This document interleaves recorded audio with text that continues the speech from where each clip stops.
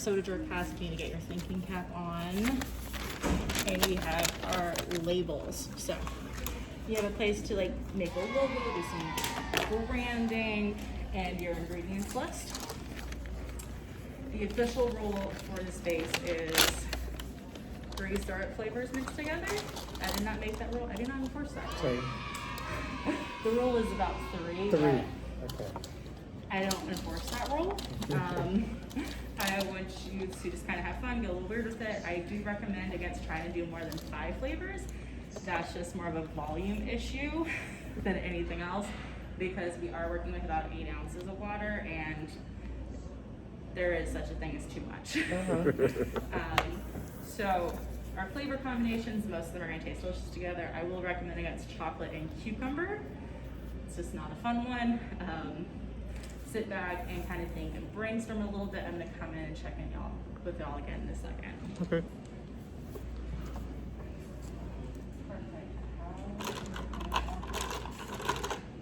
Good one.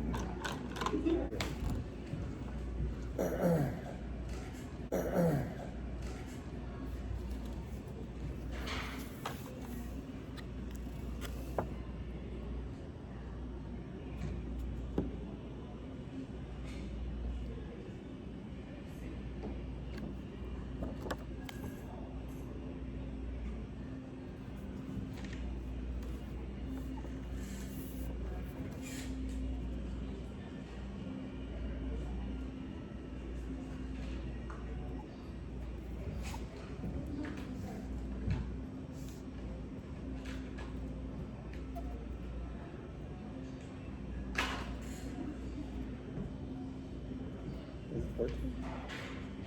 13? 13.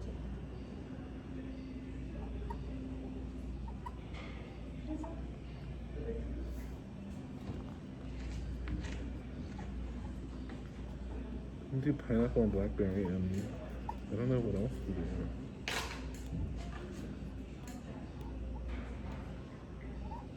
Maybe chocolate or vanilla. So here's mine.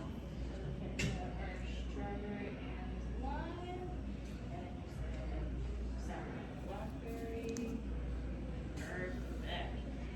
Almost ready to use that to pour your syrup into your bottle when it's time. But right now, we have an issue. Your syrups actually have different densities. If you look super closely, they're actually layering themselves out a little bit, which isn't going to give us a really good understanding of like what they actually taste like. So you get to just pour your syrup back and forth between those 2 cups until you get a really good consistent color and flavor. Once the color is consistent, that usually means that everything's mixed in there pretty well. It is syrup, it is a concentrate, so don't drink it, but do give it like a little taste at the tip of your tongue. Okay. You want to get acquainted. This is the first date.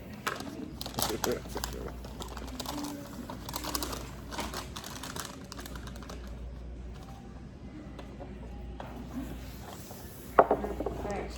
Do we have any questions or have ideas? I think we know exactly what we want. Perfect. Okay, so what are we thinking for yours? Pineapple, blackberry, and vanilla. Cool, yeah. I'm gonna go ahead and get that.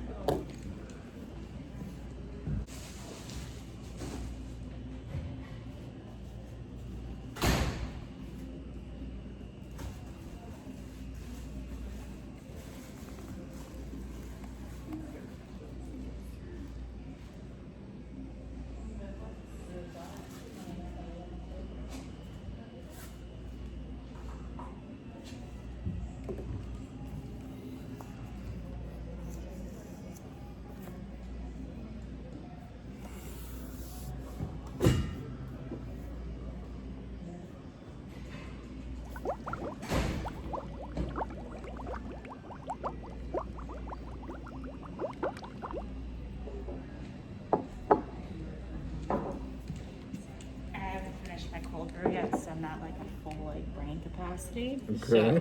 So pineapple, blackberry, vanilla, and our funnel. And there's yours. So right now, if you look super closely at it, you'll see that there's like that separation. Your syrups have different densities, and so they're layering themselves out right now.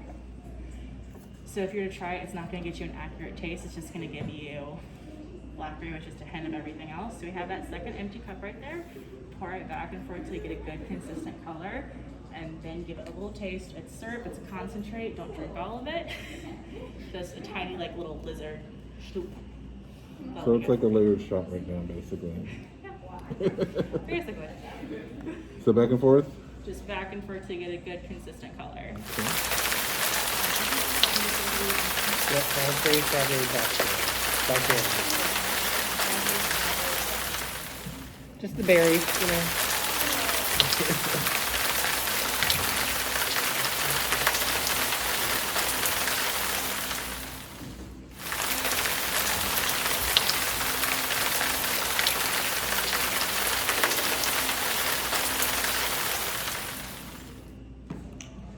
Perfect. And exact same thing with yours. You've got some layers. They're not as extreme as Right, but I can our definitely see the friends. different You colors. can definitely see the blue and the purple in there.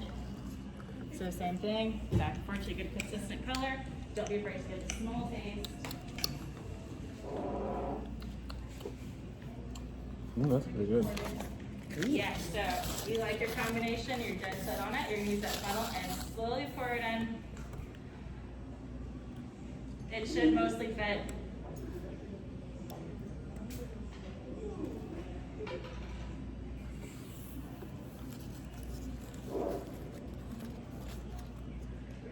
Come purple. Very, very purple. Yeah, mine's like a brownish color. Amber.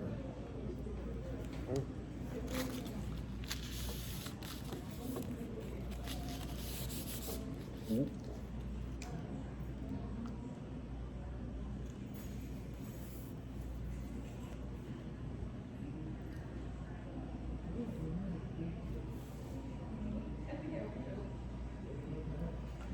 Cool. So just go ahead and put your pretty good. bottle on the tray and then pull out the funnel and just let the tray catch everything.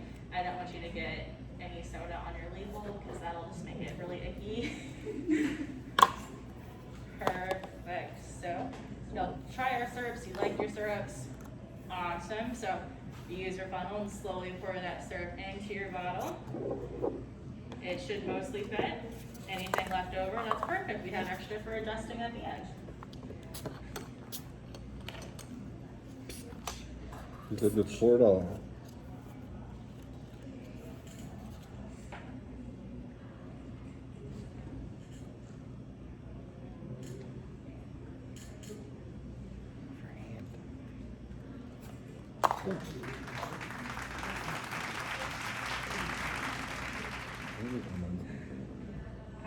So you want to get your cap on nice and tight once your syrup is poured in there. So if you look at your bottle right now, you'll see that there should be a nice gradient. There's kind of an ombre effect going on with your bottle. Once again, our density is coming into play. Syrup is thicker and heavier. It's got a lot more stuff going on in it than just carbonated water, so it's sinking down to the very bottom. If you were to try your soda right now, the top is going to taste like a sparkling water and the bottom's just going to taste like sugar. Both of them have their time and place, but not right now because we're making soda. And that's not how I do it. So, this is soda. You don't want to shake it. Shaking is going to cause some problems for us in the long run. It won't necessarily explode because this is fresh carbonated water. It will cause your soda to go flat very quickly. So on your tiny little scientific explanation, your little molecules, all your little Mickey Mouse looking water molecules, they've got those air bubbles pressurized in between all of them, and the air bubbles have kind of hooked onto those molecules. They're just best friends, they're hanging out, they're kind of shoved together, but that doesn't make much of a difference. They're happy now. Whenever you shake it, all of those bubbles are like, oh my gosh, there's other bubbles. What? There's more? And all the air bubbles want to hang out with the air bubbles, and they get bigger and they get stronger, and they slowly are like, you know what, let's just get out of here. There's enough of us, we can just escape from the water. We don't need to be here anymore. And they just run out, kind of like a Gamma Red Rover. And that's what's causing your bottles to go flat. Just that shaking, the bubbles hit each other, they get bigger, they get stronger, and they're just like, nope, bye, get out of here.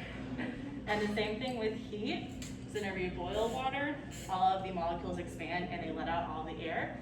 So once your soda water isn't at room temperature or colder, that cold, that pressure isn't staying and keeping all of your bubbles in there.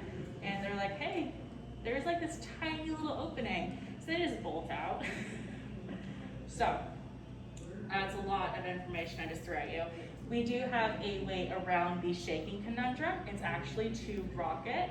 The way they used to do it in the factory was they'd spread their fingers out nice and wide. You place it out facing the ceiling. That bottleneck is actually going to fit quite nicely between your fingers. And you make a fist. Be nice and sturdy with it. It's like your new Wolverine claw. And you're just going to rock it over your shoulder. Just a gentle. Just like 4 times.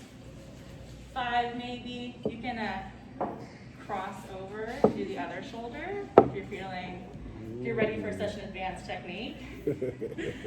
Perfect. After about 4 or 5 rocks, check out your color and you should see a really good consistent color now. You shouldn't have that gradient anymore.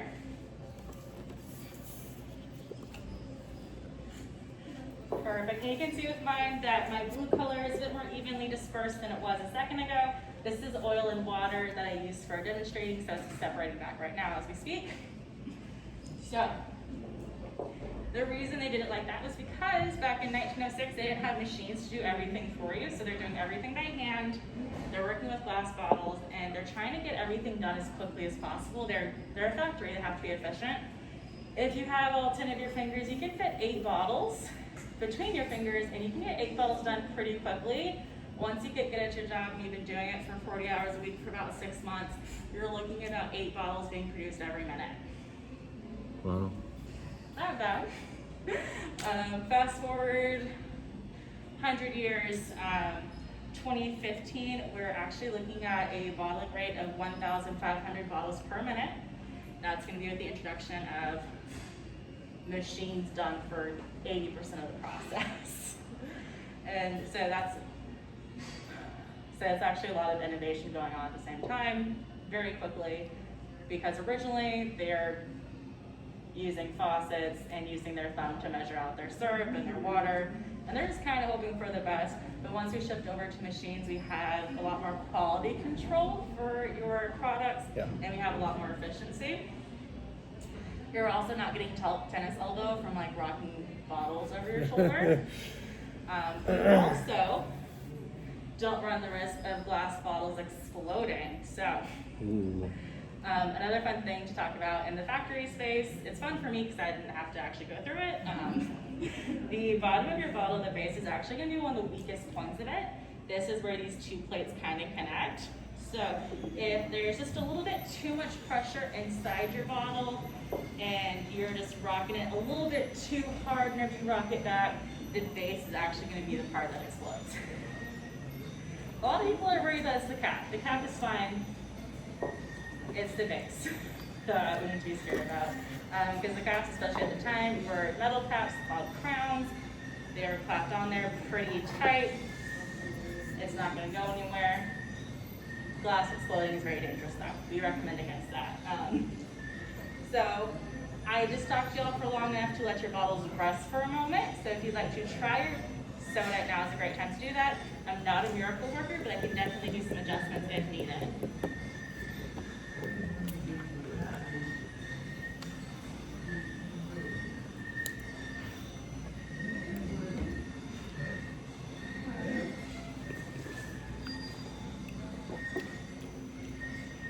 Horrible. Horrible. The worst thing.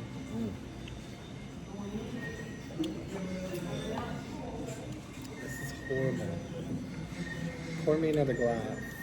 You want to try mine?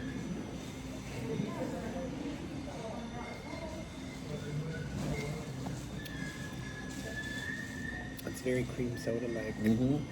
I make cream soda. So who knew cream soda was made with pineapple, blackberry, and vanilla? Well, we knew it had vanilla in it. Cream soda. Mine's are all berries. I know. You're expecting grape, but you get different berries.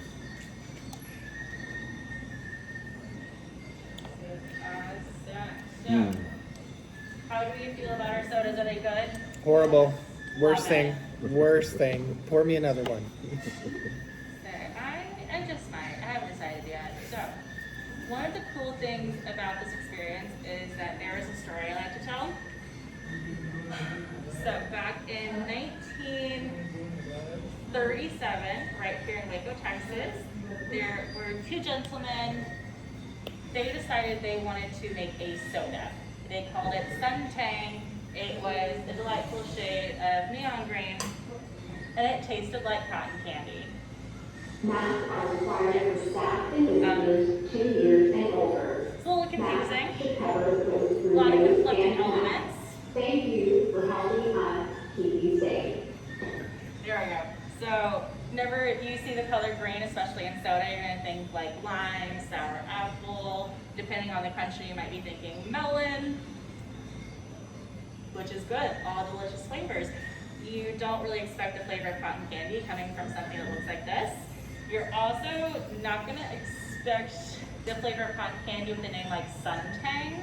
There are people who hear Suntang, they're usually like, oh, like tang, it should be orange and citrus, and I should feel a little dehydrated afterwards. Like, so that is where marketing comes into play.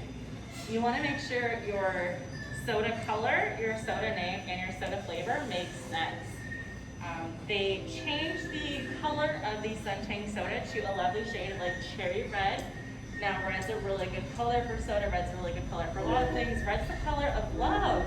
Red's the color of passion. Red's like fantastic for me. I look amazing in red. Huge fan of it.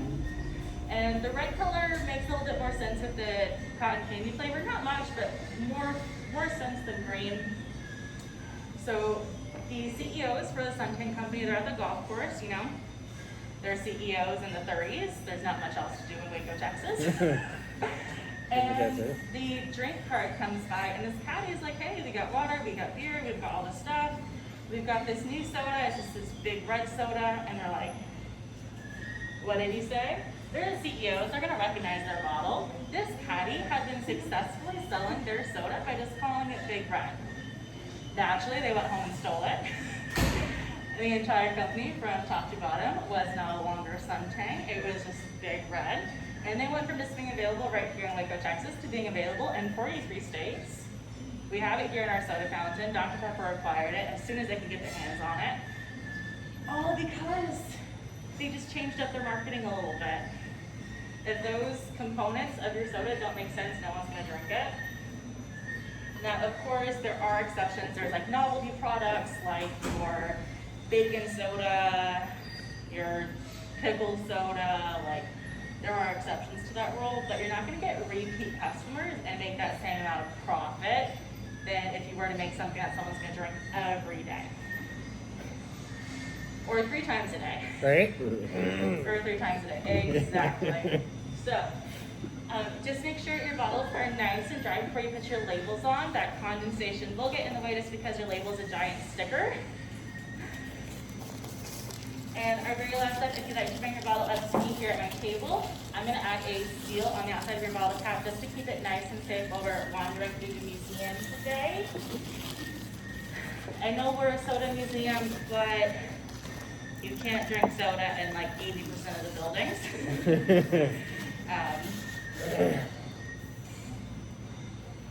Don't make no sense.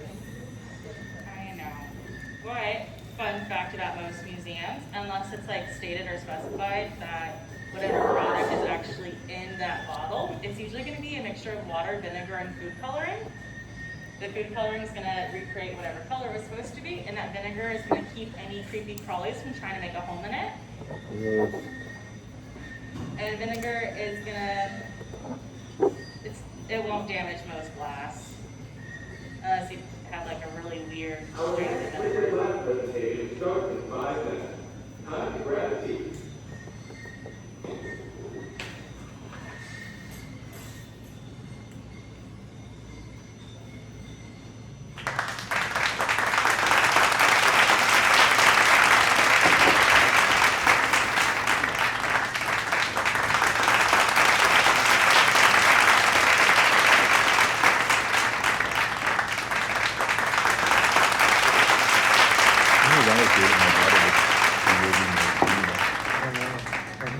did that either.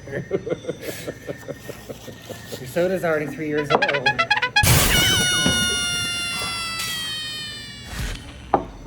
Well, we hope that you enjoyed the 2 videos from the Dr. Pepper Museum and helping and assisting us to make our drinks.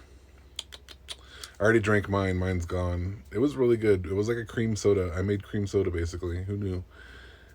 Jared still has his. He has not drank it yet. It's probably flat by now, but who knows? And we got a bunch of stuff too. Cotton candy. I forgot that this was even in the motorhome until it just appeared a little while ago, so... You can run, but you can't hide. All right, guys. Well, we do have a couple more videos coming up for Texas series. We have my surprise video as well, and I hope you haven't forgotten about that. But it's still coming. It's coming. I haven't forgotten. And then one other video, which is The world's, or at least the United States, biggest gas station, Buc-ee's. that was an adventure. That was crazy. That was nuts. Take a guess. Leave down in the comments below how much you think that we spent at the world's or the United States' largest gas station. Just take a guess. All right. Well, till next time, we love you. Bye.